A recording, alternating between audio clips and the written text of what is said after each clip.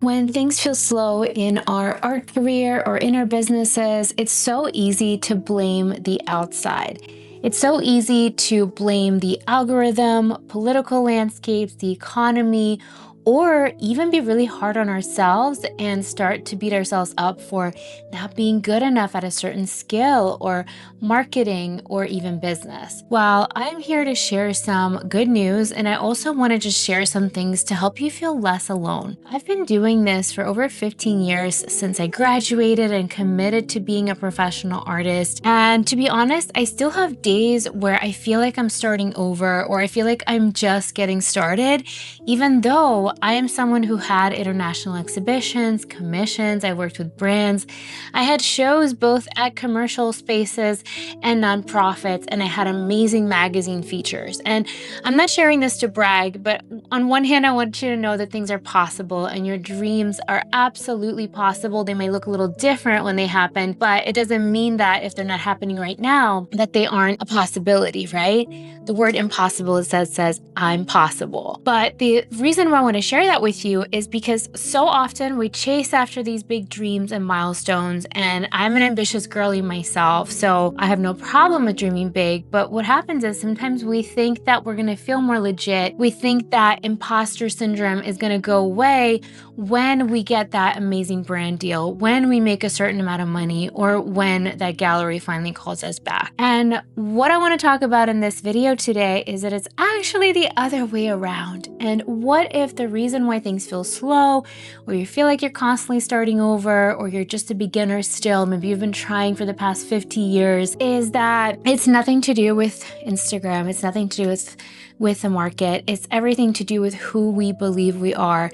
And every good thing in our life starts from within. And trust me, I know how hard it is to wait on a dream to come true. I'm inside my magical little art shed right now, which I manifested. But to be honest, from the day that I decided I wanted to become a homeowner and have my own studio to the day that it actually happened, it took 6 years. And some dreams might take even longer. And the more we listen to actual successful founders, artists, writers, creatives, the more we realize that the timeline is sometimes uncomfortably longer than the crazy marketing bros on Instagram constantly saying like, make 7 figures this year, 6 months to your first 6 figures, and so on and so forth. And so in this video, what I want to talk about, of course, is accepting that sometimes dreams do take a little bit, but more importantly, how to feel legit, how to feel like a true professional artist, even if the things you think you need for it to happen are not happening yet. First of all, I want to introduce myself for those who may not know me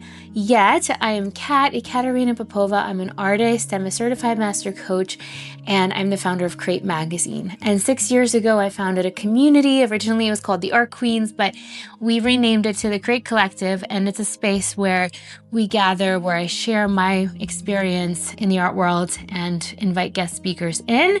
So you can check out more in the show notes, and I'll be sharing a little bit more about that at the end. But one thing I want to start with talking about is how important it is to develop the identity of a successful professional artist, if that's what you want. If you don't want that, feel free to skip along. But you can apply this to anything. How to feel like an athlete, how to feel like a writer, right? And it all begins with our decision, right? We have to make a decision because no one can make it for us. There's no fairy that comes around with a wand that says, cool, Kat, you're a professional artist now. You've been crowned with this magical opportunity to be an artist, right? Usually it stems from desire. We can't stop thinking about something. We feel drawn or even triggered when we see someone else doing or participating in something that we want, right? And once we identify what that is, for many of us visual artists, it's painting or sculpting or collage or installation or whatever it is that you do, we then start to kind of put on this identity on ourselves and seeing if it fits and saying, okay, what would it be like for me to have my paintings in this gallery, in this museum, right? What would it be like for me to be selling my work to people all around the world?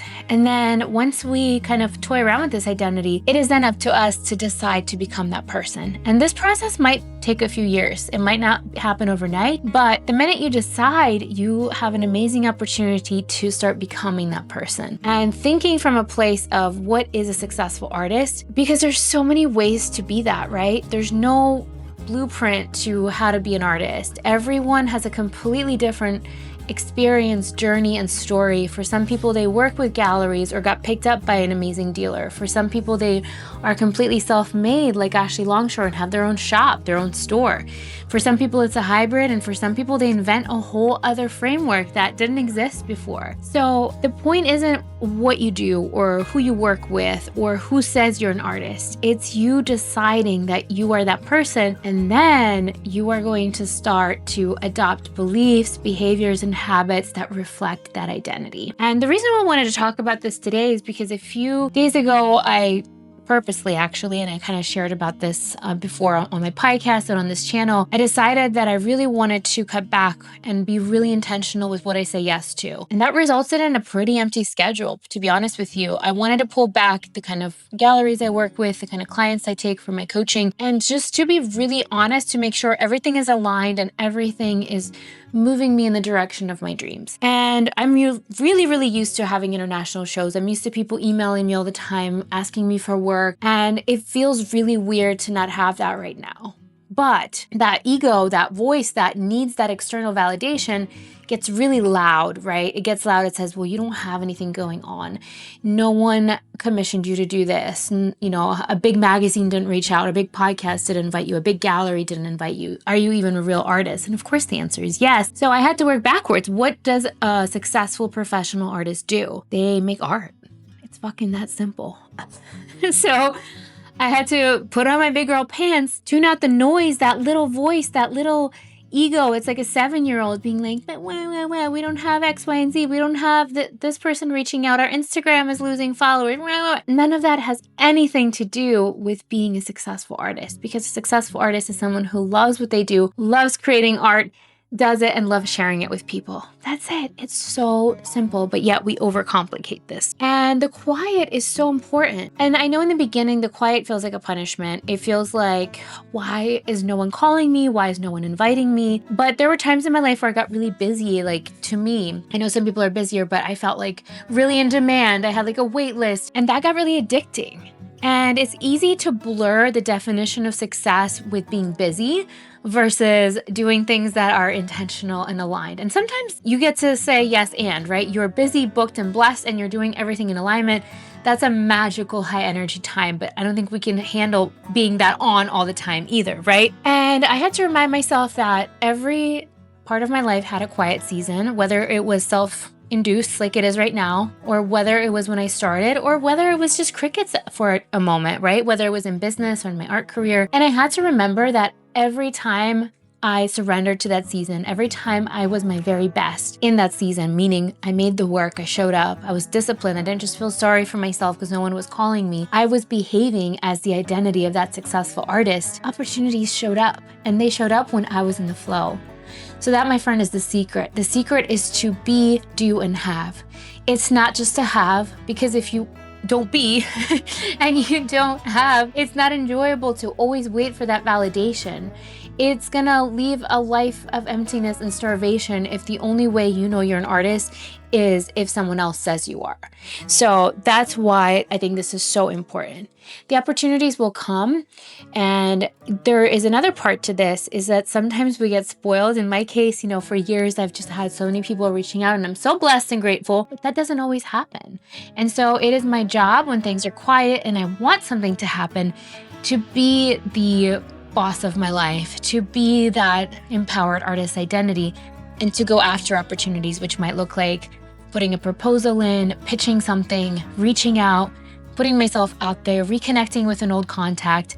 So it's not just about manifesting and waiting, but manifesting and taking that inspired action as well. So let's talk about how to start matching our identity, even when nothing is happening, even when you have a tiny Instagram and you've never worked with a gallery and you feel like you don't exist to anyone outside of your immediate circle. The first is let's decide. Decide who you want to be. I'm going to do it with you right now. I want to be a prolific, successful global artist. That's my intention, and I want the same for you if that's what you want, or find your own wording that resonates with you. Then what are the habits of the person that is that successful identity? Do they paint or make collage or sculpt every day? Do they make art every week? There's no rule. You don't have to do it every day, but what feels good for you when you envision that dream person that you want to be. And for me, it's usually a mixture of drawing and painting every other day, doodling, like being in the flow, not necessarily always being in the studio, but being connected to my art in some way. And what is the mindset of the successful version of this person? What is the mindset of a successful artist version of you? What do they do when things are quiet? What do they do when they get a rejection? How do they respond? For me, I had to learn a lot of grace and humility because I still get rejected. In fact, I got a big rejection this week and I had to say thank you. And I'm so excited for the person that got the yes because I know they deserve it. And I know my turn is coming. It always does, right? So how do we respond to failure and rejection? Because that says a lot about our character and how we see ourselves, right? Because let's say, I don't know, Oprah got a rejection. She probably would be bummed, but she has so much potential. She has so many opportunities, and so do you and I. Then, of course, we have to take action. So once we envision our dream identity, we decide and we commit to it, we take those baby steps. It could be a 15-minute sketch. It could be writing an email. It could be writing a proposal for a show you've been dreaming of, or renting a space or pitching it to a local business for free and showing up for yourself in whatever way you have now. You know, there are a lot of biblical references to the way we do one thing is the way we do everything. So even if you only have an opportunity to show your work at a local coffee shop, for example, but you do your absolute best with it, you do it with love, you do it with care, you do it with gratitude and reverence, you will be rewarded and bigger opportunities come. I've seen this time and time again in my life because at the end of the day, it's not about the opportunity on the outside, it's about who you are when you're interacting with that opportunity. And one thing I also want to share is, of course, external events, opportunities, manifestations are wonderful. But at the end of the day, it's us who gets to live and experience them. And so we are the only constant in this worldly experience. And while metrics, success, sales, validations are awesome, and of course I want to strive to live my best life in every way, I think it's really important to start from within. Get in the flow, get excited, act as if magical things are happening, act as if you're going to open your laptop and incredible opportunities in your inbox, act like you're going to get a genius idea when you show up to paint, even if you have no idea what you're doing, and feel the joy, be present, enjoy life. Life is so short, we truly don't know how much time we have. And so when we start to enjoy, we become less obsessed with checking all the metrics and sales and emails, and we fall in love with existing daily. And the other thing that's a really important component of this is that it's really important to anchor in on our purpose and our why. And it could be really simple. We could be making art for the sake of loving art, or in my case, I want to be an example of what's possible for other artists while I also commit my life to making paintings that I find beautiful. So I hope this was helpful. And one thing I want to share with you is that isolation is not helpful, especially when you feel alone and you're in that quiet season where things don't seem to be happening.